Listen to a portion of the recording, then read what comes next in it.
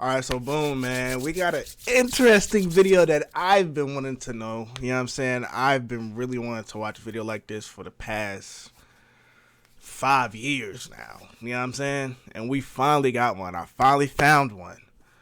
So without no further ado, man, make sure you comment, like, and subscribe. You know what I'm saying? Make sure you subscribe and like the video for sure. You know what I'm saying? And get a part of the family, man. We're growing a community here, man.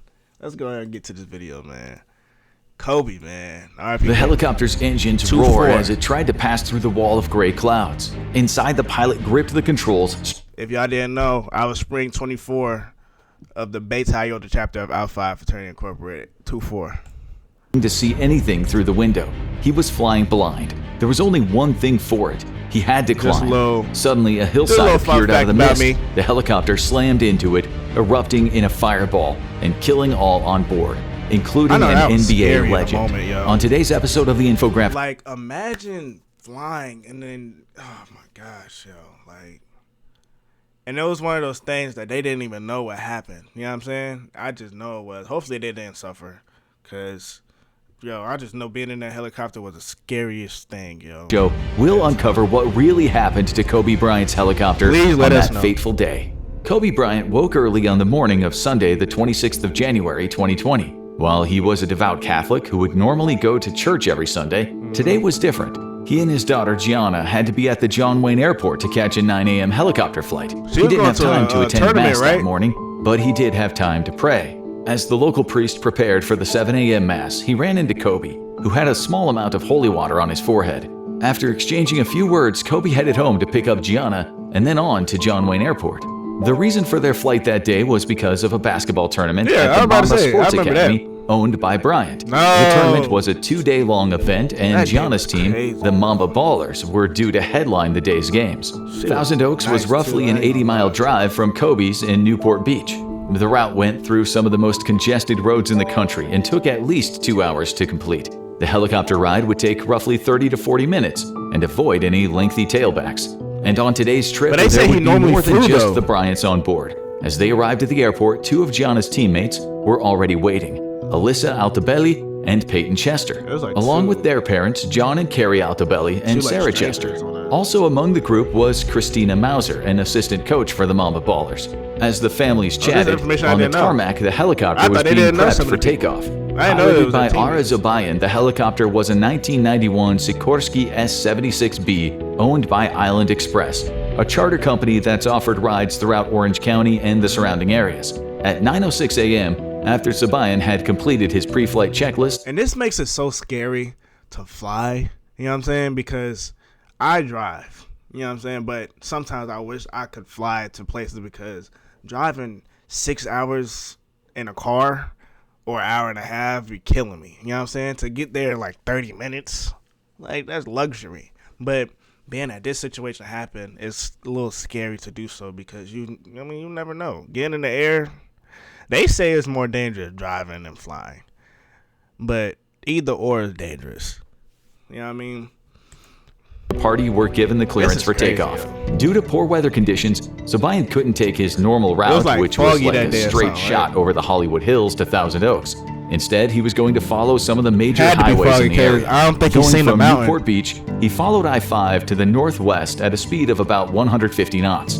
During this leg, he changed his altitude between 500 feet and 950 feet to avoid the area's mountainous terrain. At 9:20, Sabayan contacted the air traffic control at Burbank Airport, requesting clearance through their airspace. But because of an incoming craft, Sabayan circled in a holding pattern just outside of the airport until getting clearance. However, he asked a question that would being on hold at the wrong moments, like, be terrible. I don't get that. Like, in help centers, I don't know why, especially when it's urgent. Like, something like flying, I don't think there should be any exception to put anybody on hold, because anything could be an emergency. Just like that. That one little incident caused a whole thing. A harbinger of things to come. He asked the air traffic controller for a cloud tops report. This information, which comes out in the daily weather report, describes how high clouds are that day. Visibility that day had been around 3 miles, but looked to be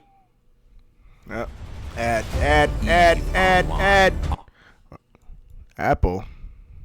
I feel it though. Get them ads, boy. 2 miles in some areas. Flying above the clouds would be a way to avoid the decreased visibility. At 9:32, Zobayan received clearance and the helicopter continued north.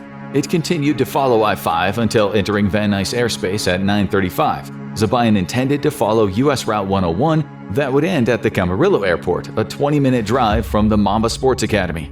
After banking to the south, Zobayan advised the Van Nuys Air Traffic Control that he was flying using visual flight rules and was dropping his altitude to around 500 feet to stay below the clouds. This would prevent Zobayan from flying into foul weather, which would severely reduce his visibility. By going low, he avoided flying solely by instrument flight rules, where a pilot relies on what their aircraft is telling them versus what they can see out the window. This was not authorized by either the FAA or Island Express. However, the conditions were getting worse by the minute. A camera caught a glimpse of the helicopter as it flew over US 101 and into a giant wall of clouds. It was the last image captured before the disaster. Zobayan radioed air traffic control that he was going to start his climb to get above the cloud layers.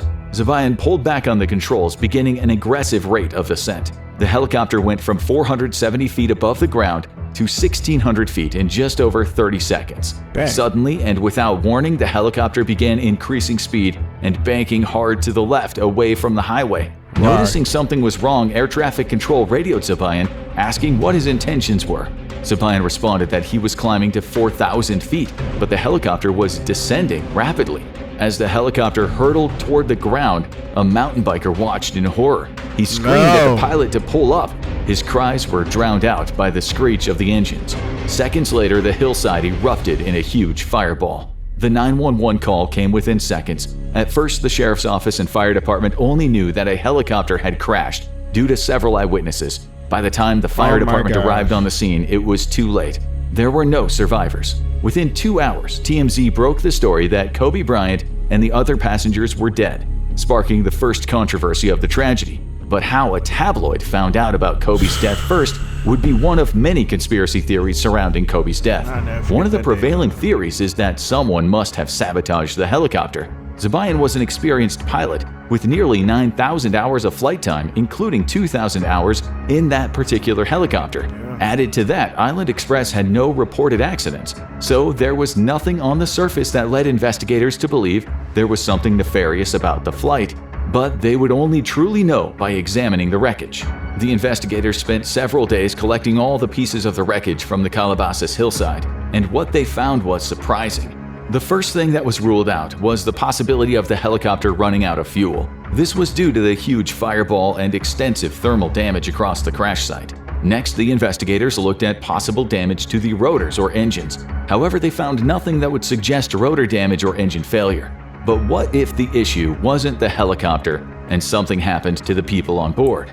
After recovering the bodies, which resulted in another scandal for the LA County Sheriff's Office, when they took and shared photos of the victims' remains, the police brought them to the coroner's office for a full autopsy. In all 9 of the deceased, the medical examiner ruled that blunt force trauma from the crash caused their deaths. Additionally, the coroner also tested the pilot's remains for any signs of drugs or alcohol, which came back negative. Suspicion then turned to the pilot. According to some theories, Kobe had made enemies in Big Pharma in his legal battle over his nickname Black Mamba. A large pharmaceutical company named High Tech Pharmaceuticals apparently owned the trademark on Black Mamba for a diet supplement pill. Kobe was in litigation over the name of this product. Some speculated that Zobayan was an inside guy hired to take out Kobe, so the courts would drop the case. But as far-fetched as that seems, is there even a grain of truth to it?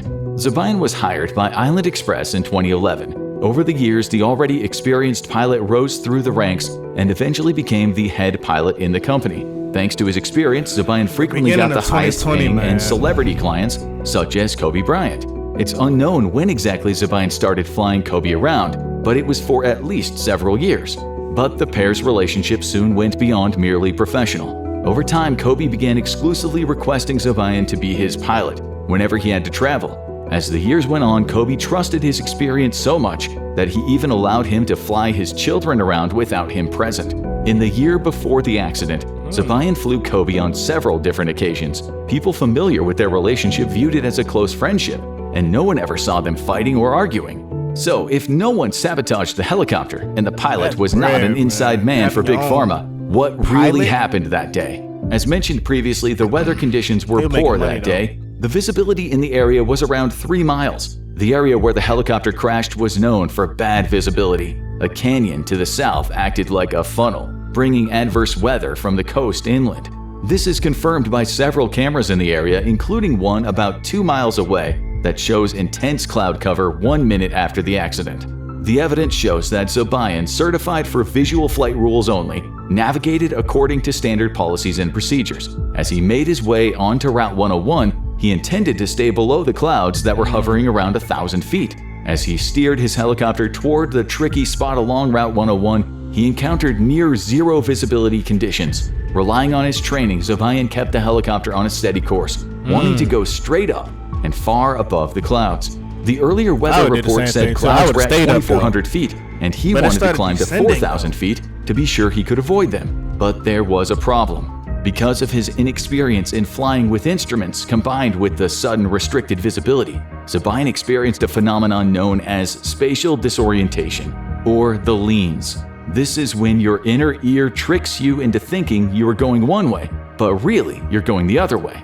This mistake is common, especially amongst inexperienced instrument pilots. And in the 10 years before this accident, there were nearly 200 similar incidents, with many believing the leans were responsible for them.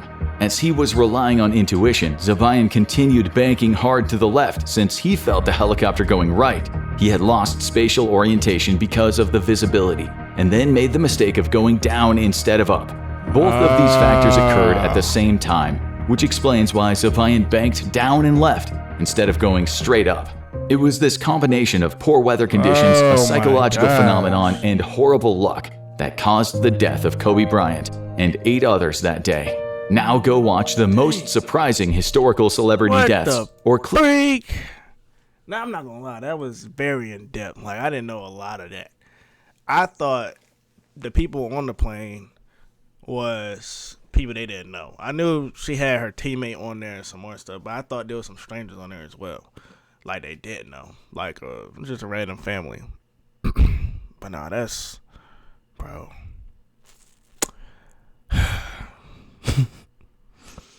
I just learned something new today, man. But I hope y'all enjoyed this video. You know what I'm saying? Make sure you comment, like, and subscribe. Y'all comment what y'all want me to watch. You know what I'm saying? Subscribe, and smash the like button, man. Let me see y'all, man.